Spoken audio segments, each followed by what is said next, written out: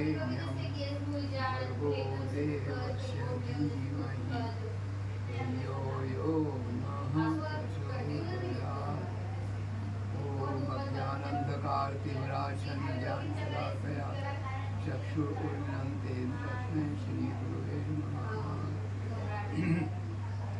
आत्मस्वरूप भाइयों बहनों, शक्ति स्वरूपा माताओं बहनों, यूट्यूब चैनल से जो भी परिजन जुड़े हैं और आगे भी जुड़ेंगे, और फेसबुक में हमारे जो मित्र मंडल हैं जो जुड़े हैं और आगे भी जुड़े हैं, उनके लिए आज गंगा दशहरा गायत्री जयंती के पावन पर्व पर शुभकामनाएं, आशीर्वाद गुरु सत्ता का। आज गायत्री जयंती है। हम आज आपको बता रहे हैं कि गायत्री क्या है। गायत्री क्या है? जो देखा जाए तो चारों वेदों में आप देख रहे हैं, ये ऋग्वेद संहिता, ये ऋग्वेद, ये ऋग्वेद, ये ऋग्वेद, ऋग्वेद के 4 भाग, ये यजुर्वेद, सामवेद और अथर्ववेद। ये चारों वेदों की गायत्री माता है। और इन वेदों से उपनिषद बने। उपनिषद है 108, ये उपनिषद है, ये उपनिषद है। और ये मेरे हाथ में ये उपनिषद है ज्ञानखंड। ज्ञानखंड उपनिषद में स्पष्ट रूप से छांदोग्य उपनिषद ने लिखा है, गायत्री वा इदम सर्वं भूतम यदिदम किंच वाग्वय गायत्री वाग्वा इदं गुम सर्वं भूतम गायत्री च गायत्री च। अर्थात गायत्री ही यह सब भूत दृश्यमान जो जगत है वह गायत्री है। जो कुछ भी जगत में प्रत्यक्ष दृश्यमान है वह गायत्री ही है। वाणी ही गायत्री है और वाणी ही संपूर्ण भूत रूप है। गायत्री ही सब भूतों का गान करती है और उनकी रक्षा करती है। अब इसमें प्रमुख रूप से यह बताया है कि संपूर्ण जगत गायत्री मय है। उसमें सबसे महत्वपूर्ण किसको बताया? वाणी को। वाणी को महत्वपूर्ण बताया। वाणी कैसे? वाणी ही मनुष्य की रक्षा करता है।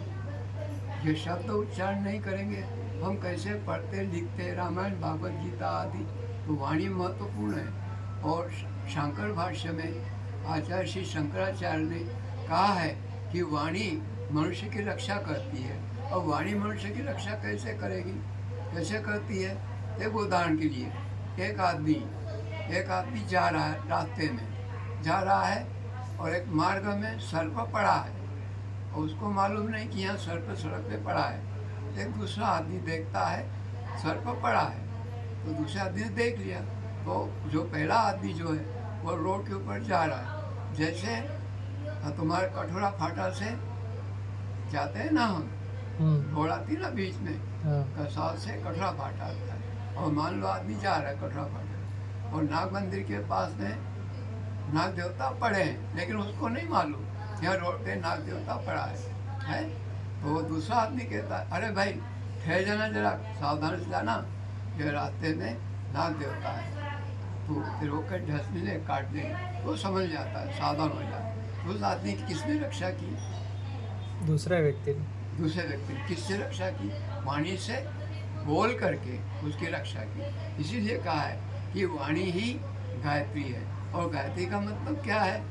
गय मतलब प्राण, गय मतलब प्राण, त्रि यानी प्राण करने वाली, जो प्राणों की रक्षा करे, प्राणों के द्वारा मनुष्य की रक्षा करे। गायत्री मंत्र का गान करने वाले जो मनुष्य हैं, साधक हैं, उसका प्राणों की रक्षा करे, वो है गायत्री। तो इस प्रकार से उस मनुष्य ने वाणी के द्वारा रक्षा की। तो उस गायत्री मंत्र क्या है? गायत्री मंत्र का गान करने वाला जो साधक है उसकी भी गायत्री रक्षा करती है। और गायत्री मंत्र क्या है? ओम भूर्भुवः स्वः तत्सवितुर्वरेण्यं भर्गो देवस्य धीमहि धियो यो नः प्रचोदयात्। तो गायत्री क्या है? गायत्री प्राण विद्या है, क्योंकि इसमें एक शब्द है प्राण। प्राण ही गायत्री है। अब प्राण कैसे गायत्री हुई? अभी हमने उदाहरण के द्वारा बता दिया। ये मनुष्य के शरीर में कितनी इंद्रियां हैं? 5 ज्ञानेंद्रियां और 5 कर्मेंद्रियां। तो आँखों से जो देखते हैं तो उसमें आँखों में क्या है? प्राण है। प्राण की सहायता से आँखों के देखते हैं।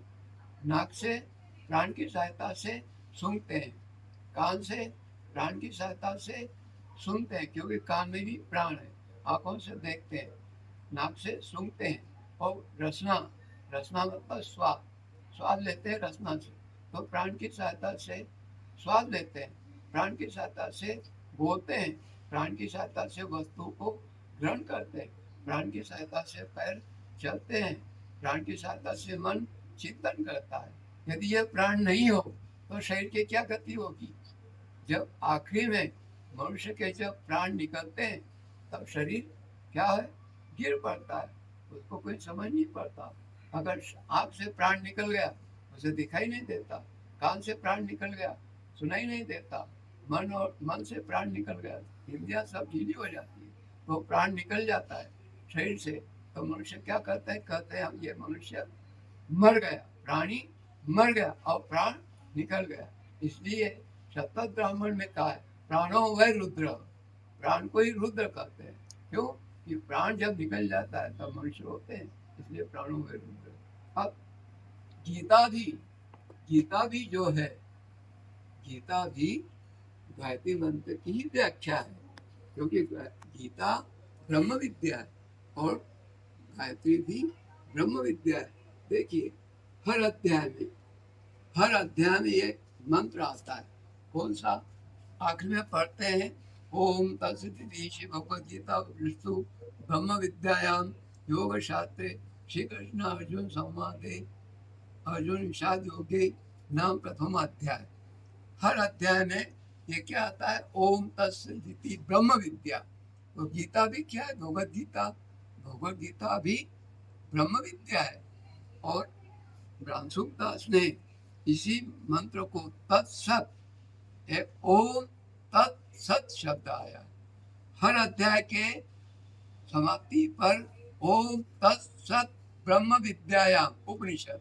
गायत्री भी ब्रह्म विद्या है, गायत्री का वर्णन उपनिषदों में है और गायत्री ब्रह्म विद्या गीता में भी है।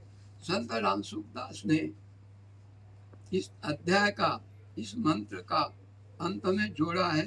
इसमें लिखा है अंत में 17वां अध्याय में, गीता के 17वें अध्याय में ओम तत्सदिति ये शब्द आया।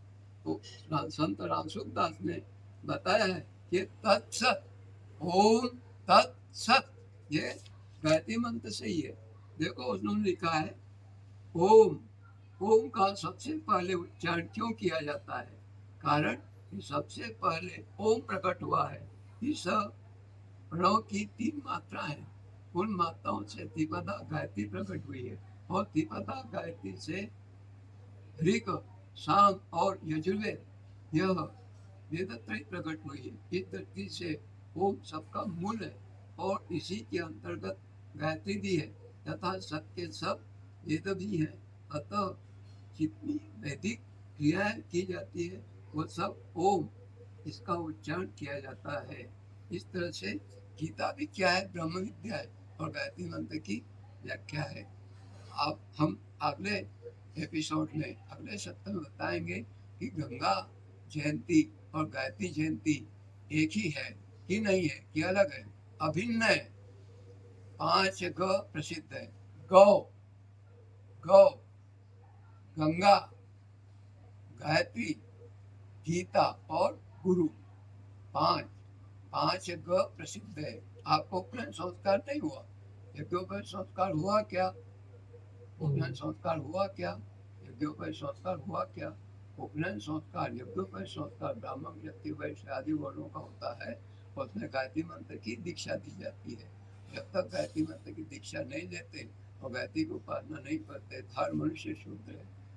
ओम शांति शांति शांति। अगला सत्र में हम बताएंगे कि गायत्री क्या है और गंगा दशहरा इस दिन क्यों मनाते हैं। गायत्री जन दोनों एक ही है।